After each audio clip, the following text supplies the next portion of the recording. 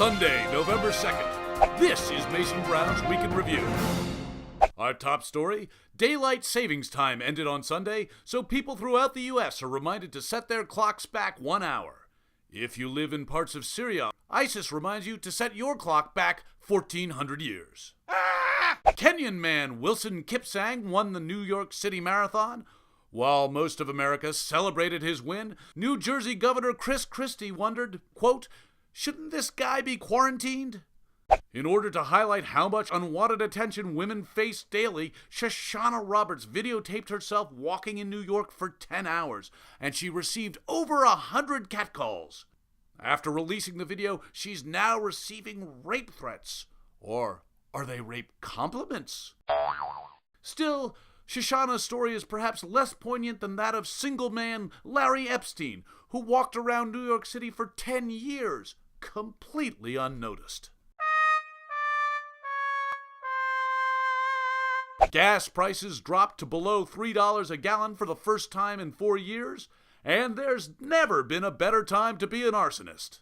It was Halloween on Friday, and women throughout the U.S. dressed as slutty nuns, slutty mutant ninja turtles, slutty Ebola nurses, and slutty ISIS terrorists. Teen mom Farrah Abraham, however, just dressed as herself.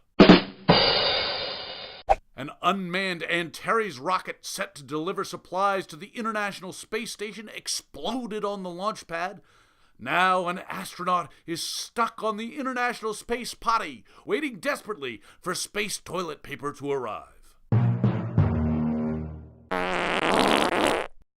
Biologists say that the growing human population poses a serious threat to African lions, or a new food source.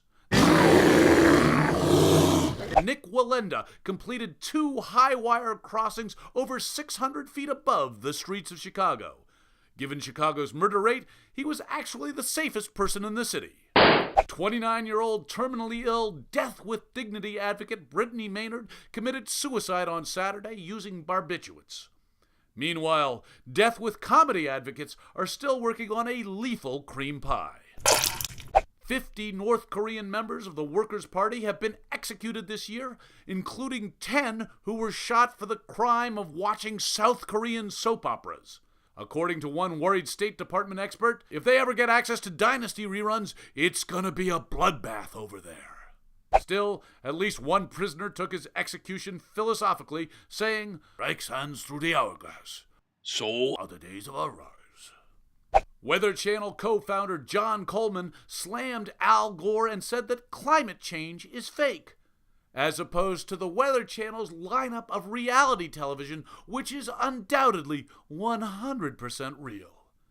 And finally, the Pope endorsed the Big Bang theory of creation, saying that God is not a magician.